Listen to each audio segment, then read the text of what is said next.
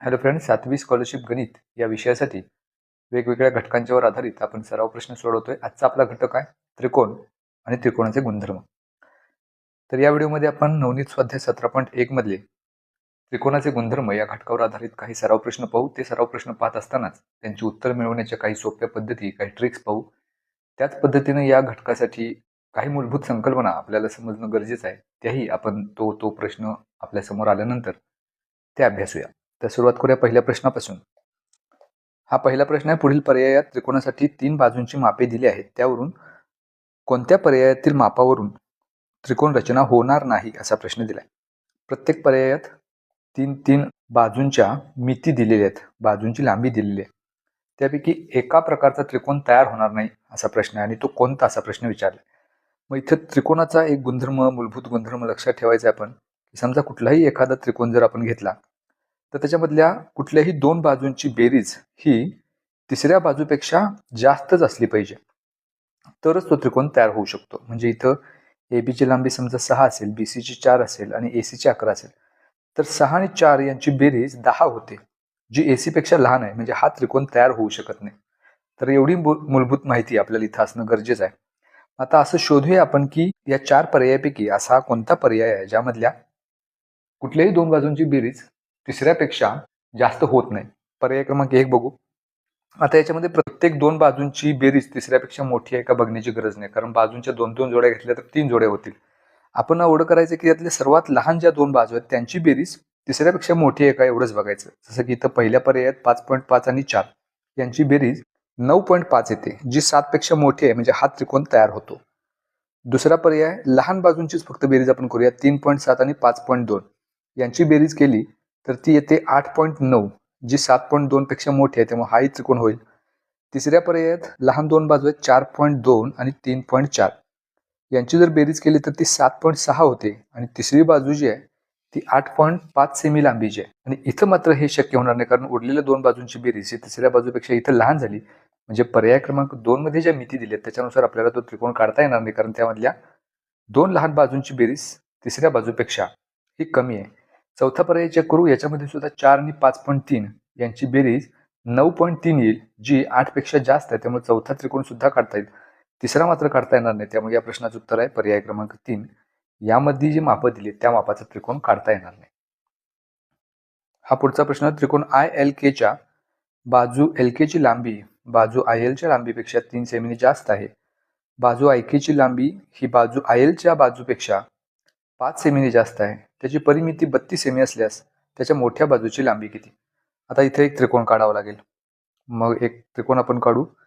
या त्रिकोणाचं नाव आपल्याला दिले ILK. पहिल्या वाक्यात असं दिले की IL च्या लांबीपेक्षा 3 सेमीने जास्त आहे LK ची बाजू. तर मग IL ची बाजू x आहे असं आपण समजू. मग LK त्याच्यापेक्षा 3 न जास्त म्हणजेच x अधिक 3 होईल. त्याच पद्धतीने दुसऱ्या वाक्यात असं दिले की IK ची लांबी IL पेक्षा 5 सेमीने जास्त आहे.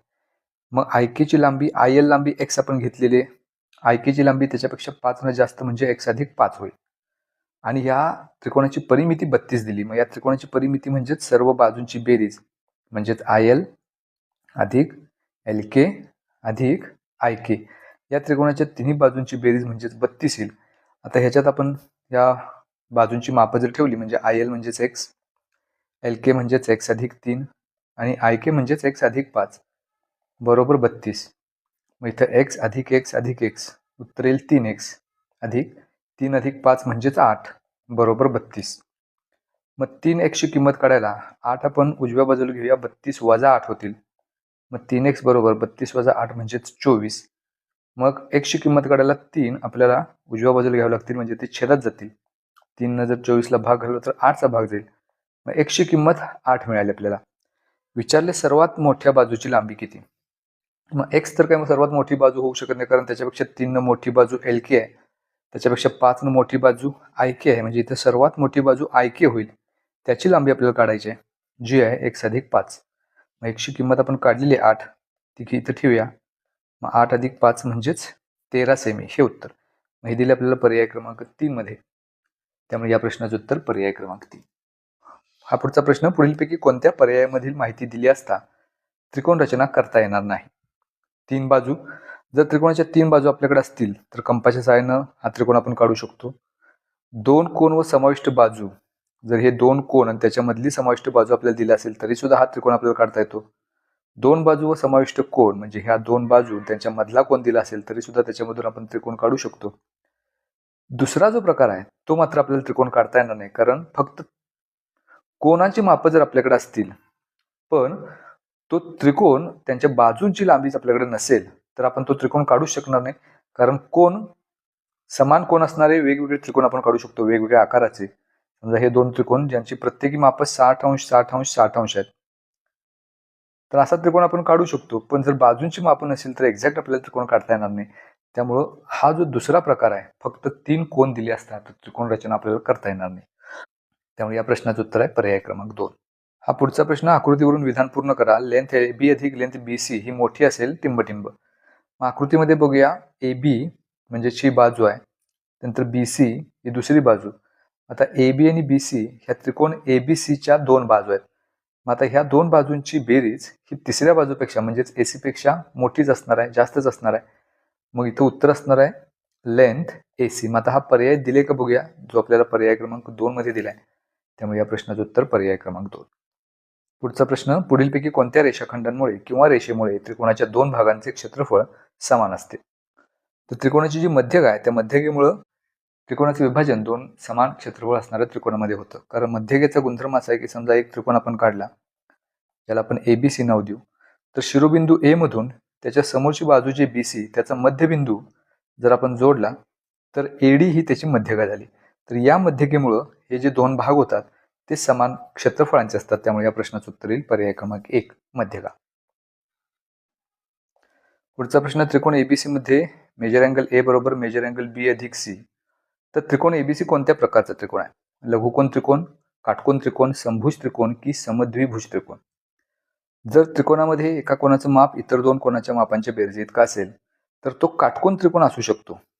म्हणजे याच्यामध्ये हा जो कोण आहे 90 अंश, तर ह्या कोणाचं माप A घेऊ, याचं B आणि याचं C. मग हा जो कोण A आहे तो 90 अंशाचा आहे. उरलेले 2 कोण त्या दोन्हीची बेरीज 90 अंश असली पाहिजे, कारण मगच त्रिकोणाच्या 3 कोणांच्या मापांची बेरीज 180 अंश होईल. त्रिकोणाच्या सर्व कोणांच्या मापांची बेरीज 180 अंश असते. या गुणधर्मानुसार ही शक्यता आपल्याला अशी गृहीत धरता येईल की A जर काटकोन असेल तर या दोन्हीची बेरीज 90 अंशच असणार आहे, कारण त्रिकोणाच्या 3 कोणाच्या मापांची बेरीज 180 अंश असते. मग आता ह्या दिलेल्या 4 पर्यायामध्ये एकच पर्याय आपल्याला असा दिसतोय काटकोन त्रिकोण, ज्याच्यामध्ये हे शक्य आहे. लघुकोन त्रिकोणमध्ये तसं होणार नाही, कारण लघुकोन त्रिकोणमध्ये समजा एक कोण 90 अंशापेक्षा लहान घेतला, 1 अंशानं जरी लहान घेतला तर उरलेल्या दोन्हींची बेरीज 91 होते, म्हणजे ती त्यांच्या इतकी येऊ शकत नाही. त्यामुळे लघुकोन त्रिकोण असू शकत नाही. समभुज त्रिकोण हे पण उत्तर याचं असू शकत नाही, कारण समभुज त्रिकोणामध्ये प्रत्येक कोण 60 अंश मापाचा असतो. मग या एका कोणाचं माप 2 कोणाच्या मापांच्या बेरजे इतकं होतच नाही. समद्विभुज त्रिकोणामध्ये 2 कोण फक्त एकरूप असतात, पण त्या एकरूप कोणांची मापं उरलेल्या कोणा इतकी असतीलच असं नाही. असा जो गुणधर्म आपल्याला प्रश्नात दिलाय की एका कोणाचं माप उरलेल्या 2 कोणाच्या मापांच्या बेरजे इतकं आहे, हे दिलेल्या 4 पर्यायापैकी फक्त काटकोन त्रिकोणासाठीच लागू होतं.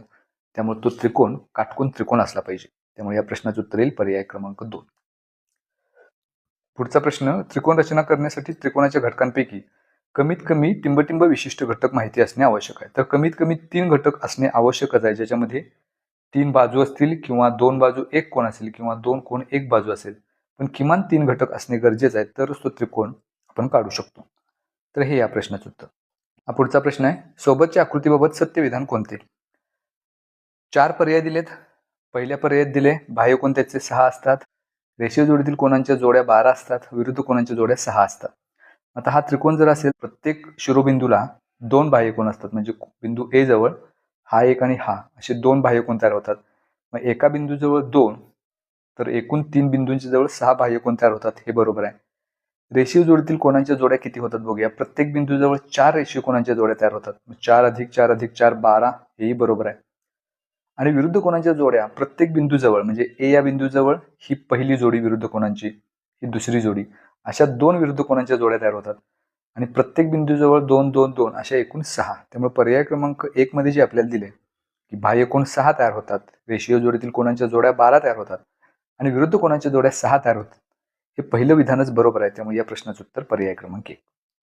हा पुढचा प्रश्न, सोबतच्या आकृतीत कोण QPR बरोबर 70 अंश, रे QX व RX अनुक्रमे Q व R, कोण Q व R यांचे दुभाजक आहे, तर मेजर अँगल QXR बरोबर किती, हा जो कोण आहे त्याचं माप विचारले. मग आता याच्यासाठी प्रश्नात आपल्याला असं दिले QPR हा कोण 70 अंश मापाचा दिलाय आणि QX आणि RX हे यांचे दुभाजक असं आपल्याला प्रश्नात दिले.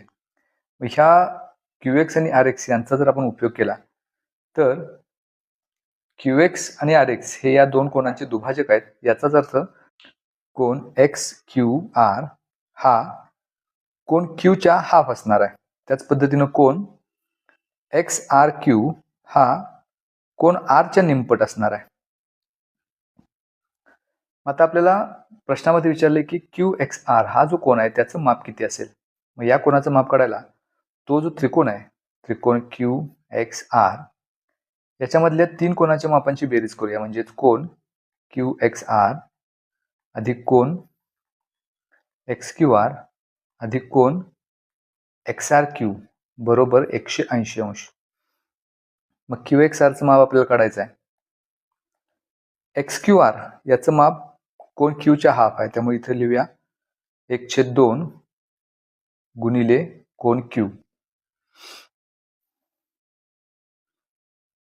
अधिक कोण XRQ याचं पण माप आपण काढले 1/2 गुणिले कोण R, ते ठेवूया 1/2 गुणिले कोण R बरोबर 180 अंश. मग कोण QXR आहे तसंच ठेवू. या दोन्ही पदांमधून 1/2 आपल्याला सामायिक घेता येईल, कंसात शिल्लक राहील कोण Q अधिक कोण R बरोबर 180 अंश. मग कोण QXR अधिक 1/2 गुणिले कोण R अधिक कोण Q या दोन्हीची माप किंवा या दोन कोणाच्या मापांची बेरीज 110 अंश येईल. आता ते कसं, त्रिकोण PQR हा जो मोठा त्रिकोण आहे त्याच्यामध्ये कोण P चं माप 70 अंश दिले. याचाच अर्थ उरलेले हे जे दोन कोण आहेत म्हणजेच कोण Q अधिक कोण R यांचं माप काढायला 180 मधून 70 अंश वजा करायचं, कारण ते एका कोणाचं माप आहे आणि त्रिकोणाच्या तीन कोणाच्या मापांची बेरीज 180 अंश असते. पैकी एक कोण जर 70 असेल तर उरलेल्या दोन कोणाच्या मापांची बेरीज 180 वजा 70 म्हणजेच 110 अंश होईल. म्हणून कोण Q अधिक कोण R याचं माप आपण 110 ठेवलं इथं. मग 2 न 110 ला भाग घालू, 55 चा भाग जाईल आणि कोण QXR याचं माप आपल्याला काढायचं आहे. 55 अंश आपण उजव्या बाजूला घेऊया, 180 वजा 55 मिळेल. 180 वजा 55 उत्तर येईल 125 अंश. तर हे माप असेल कोण QXR चं, जे आपल्याला पर्याय क्रमांक 3 मध्ये दिले. त्यामुळे या प्रश्नाचं उत्तर पर्याय क्रमांक 3. पुढचा प्रश्न, त्रिकोणाच्या तिन्ही कोणांची मापे अनुक्रमे x+15, 3x+30 आणि 2x+15 अंश आहेत, तर तो कोणत्या प्रकारचा त्रिकोण होईल. काटकोन त्रिकोण, विशालकोन त्रिकोण, लघुकोन त्रिकोण की समद्विभुज त्रिकोण. आता ह्या त्रिकोणाच्या कोणांची मापं दिलीत. एक पहिल्या कोणाचं माप x+15 आहे, दुसऱ्याचं 3x+30 आहे, तिसऱ्याचं 2x+15 आहे. या तिन्हीची बेरीज करूया आपण. म्हणजे x+15 अंश अधिक दुसऱ्या कोणाचं माप 3x+30 अंश अधिक तिसऱ्या कोणाचं माप 2x+15 अंश बरोबर येईल 180 अंश. आता इथं x अधिक 3x अधिक 2x यांची बेरीज येईल 6x अधिक 15 अधिक 30 45, 45 अधिक 15 60 बरोबर 180 अंश. मग 6x बरोबर अधिक 60 अंश आपण उजव्या बाजूला घेऊया, वजा 60 अंश होतील. म्हणजे 6x बरोबर 180 वजा 60 120.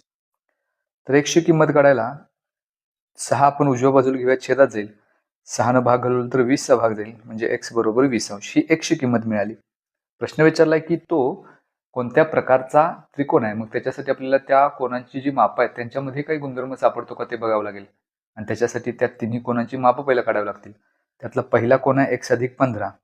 मग त्याचं माप किती होईल, तर x ची किंमत आहे 20 अधिक 15 म्हणजेच 35 अंश. दुसऱ्या कोणाचं माप आहे 3x अधिक 30 अंश. पुन्हा एकदा 3x म्हणजे 3 गुणिले x आणि x ची किंमत आहे 20 अधिक 30 आहे तसेच. 20 गुणिले 30 म्हणजे 60 अधिक 30, 60 अधिक 30 बरोबर 90 अंश. हे दुसऱ्या कोणाचं माप आपल्याला 90 अंश मिळालं.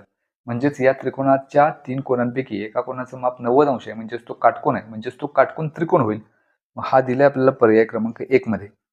आता एका कोणाचं माप 90 अंश आहे म्हणजेच तो त्रिकोण कोणत्या प्रकारचा हे आपल्याला मिळालं. तिसरा जो कोण आहे त्याचं माप काही असू दे त्यानं काही फरक पडत नाही. जर एक कोण त्या त्रिकोणाचा 90 अंश मापाचा असेल तर त्याला आपण काटकोन त्रिकोण म्हणतो. म्हणजे हा त्रिकोणाचा प्रकार काटकोन त्रिकोण झाला. त्यामुळे हे आपलं या प्रश्नाचं उत्तर.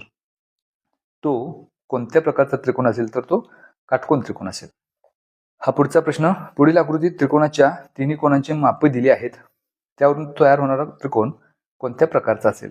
समभुज, समद्विभुज, काटकोन की विषमभुज.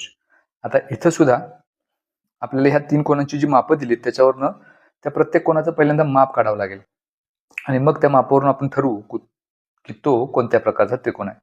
मग पहिल्या कोणाचं माप आहे 6x अधिक दुसऱ्या कोणाचं माप 5x अधिक 12 अधिक तिसऱ्या कोणाचं माप 4x वजा 12. या तिन्हीची जर बेरीज केली तर ती येईल 180 अंश. मग इथं 6x अधिक 5x म्हणजेच 11, 11 अधिक 4 म्हणजेच 15x अधिक 12ला वजा 12 निघून जातील बरोबर 180 अंश. मग 100 किंमत काढायला 15 आपण उजव्या बाजूला घेऊया, छेदात जातील. 15 जर 18ला भाग घालवलं तर 15 की 15 3 शिल्लक राहील, 15 दुने 30. मग x बरोबर 12 अंश ही 100 किंमत आपल्याला मिळाली. आता या 100 किमतीवरून त्रिकोणाच्या तीन कोणाची मापं आपण पहिल्यांदा काढू. पहिला कोण आहे 4x वजा 12. मग 4x म्हणजे 4 गुणिले x, 100 किंमत 12 आहे वजा 12. 12 गुणिले 4 48 वजा 12, 48 वजा 12 उत्तर येईल 36. दुसरा कोण आहे 5x अधिक 12. मग 5x म्हणजेच त्याची किंमत 12 आपण काढलेली आहे अधिक 12. 12 गुणिले 5 म्हणजे 60 अधिक 12 उत्तर येईल 72 अंश. तिसऱ्या कोणाचं माप आहे 6x अंश. मग 6x म्हणजेच 6 गुणिले 12 कारण 100 किंमत 12 आपण काढली. 6 गुणिले 12 म्हणजेच 72 अंश. आता ही तीन कोणांची माप आपल्याला मिळाली. पहिल्या कोणाचं माप 36 अंश, दुसऱ्याचं 72, तिसऱ्याचं पण 72. एक गुणधर्म या दोन कोणांच्या बाबतीत असा लक्षात येईल की या दोन कोणांची मापं समान आहेत. जर त्रिकोणामध्ये दोन कोणांची मापं समान असतील तर तो समद्विभुज त्रिकोण असतो. त्रिकोणामध्ये दोन बाजू समान असतील तर त्याला समद्विभुज त्रिकोण म्हणतो. त्याच पद्धतीने त्रिकोणामध्ये दोन कुठलेही कोण समान असतील तरी त्याला आपण समद्विभुज त्रिकोणच म्हणतो. त्यामुळे हा त्रिकोणाचा प्रकार आहे समद्विभुज त्रिकोण, जे आपल्याला पर्याय क्रमांक 2 मध्ये दिले. त्यामुळे या प्रश्नाचं उत्तर पर्याय क्रमांक 2. पुढचा प्रश्न आहे. या आकृतीमध्ये बीडी एकरूप रेख एडी, बीडी आणि एडी एकरूप दिलेले आहे. ईसी एकरूप ईबी, ईसी आणि ईबी हे दोन रेषाखंड एकरूप दिलेले आहेत. बीडी हा कोणाचा माप 60 अंश आहे. आकृतीमध्ये बीडी एचं माप 90 अंश दिले म्हणजे हा काटकोन दिलाय. तर विचारले एबीसीचं माप किती. कोण एबीसी या कोणाचं माप आपल्याला विचारले. आता ह्या कोणाचं माप काढायला आपण ह्या कोणाचे 3 लहान लहान भाग करू शकतो. जसं की हा पहिला भाग एबीडी, त्यानंतर दुसरा भाग डीबीई आणि हा तिसरा भाग ईबीसी. या तीन कोणांची वेगवेगळी माप आपण शोधू. नंतर त्या सर्वांची बेरीज म्हणजेच कोण एबीसी. आता हा पहिला त्रिकोण त्याच्यासाठी घेऊया एबीडी, ज्याच्यामध्ये आपल्याला असं दिले की ह्या दोन बाजू एकरूप आहेत आणि हा कोण आहे जो काटकोन आहे. मग त्रिकोणामध्ये जर एक कोण काटकोन असेल किंवा काटकोन त्रिकोणामध्ये दोन बाजू एकरूप असतील तर त्याच्या समोरचे कोण पण एकरूप असतात. म्हणजे हे जे उरलेले दोन कोण आहेत ते दोन्ही असणार आहेत किमान प्रत्येकी 45 अंश मापाचे. म्हणजे इथं पहिल्या कोणाचं माप एबीडीचं आपल्याला मिळालं 45 अंश, कारण तो समद्विभुज काटकोन त्रिकोण आहे आणि समद्विभुज काटकोन त्रिकोणामध्ये काटकोन सोडून उरलेले दोन कोण 45 अंश मापाचे असतात. त्यामुळे ह्या कोणाचं माप आपल्याला मिळालं. आता हा दुसरा कोण घ्यायचा आपल्याला डीबीई. ह्यामध्ये हा काटकोन आहे म्हणजे त्याचा रेषीय जोडतील कोण पण काटकोनच असणार आहे. दुसरा हा कोण 60 अंश आहे. तिसरा उरलेला जो कोण आहे तो या दोन कोणाच्या मापावरून आपण काढू शकतो. म्हणजे हा काटकोन आहे, हा 60 अंश आहे. या दोन्हीची बेरीज येईल 150. 90 अधिक 60 म्हणजे 150. मग आता ह्या तिसऱ्या कोणाचं माप किती असेल जेणेकरून या दोन्हीची बेरीज व्हायला पाहिजे 180 अंश. तर ते असणार आहे 30 अंश. म्हणजे हा जो कोण आहे डीबीई तो असणार 30 अंश. आता राहिला एकच कोण, तो म्हणजे ईबीसी. त्या कोणाचं माप आपण काढलं की आपल्याला कोण एबीसीचं माप मिळेल. आता त्या कोणाचं माप काढायला हा त्रिकोण बीडीई मध्ये हा जो कोण आहे तो 60 अंश मापाचा दिलाय. मग त्याचा हा रेषीय जोडीतील कोण आहे तो 120 अंश मापाचा असणार आहे, कारण रेषीय जोडीतील कोणाच्या मापांची बेरीज 180 अंश असते. मग त्यापैकी एक कोण 60 आहे तर दुसरा 120 असणार. आता हा बीईसी जो त्रिकोण आहे त्याचा आपण विचार करूया. त्या त्रिकोणामध्ये आपल्याला असं दिले प्रश्नात की बीई आणि सीई एकरूप आहेत. मग ह्या त्रिकोणामध्ये या दोन बाजू एकरूप असतील तर त्याच्या समोरचे कोण पण एकरूप असणार. म्हणजे हा जो कोण आहे ईबीसी आणि ईसीबी ते दोन्ही एकरूप असणार आहेत. मग या त्रिकोण बीईसी मध्ये बीईसी हा जो कोण आहे त्याचं माप 120 आहेच. त्रिकोणाच्या 3 कोणाच्या मापांची बेरीज 180 अंश असते. पैकी एका कोणाचं माप 120 आहे, म्हणजे उरलेल्या 2 कोणाच्या मापांची बेरीज 60 अंशच असली पाहिजे, कारण एक कोण 180 पैकी त्याचंच माप 120 आहे. आता हे जे उरलेले 2 कोण आहेत त्यांची बेरीज 60 अंश पाहिजे, ते दोन्ही एकरूप पाहिजेत. थोडक्यात आपल्याला या 60चे 2 समान भाग करायचे आहेत, जे होतील 30 अंश 30 अंश.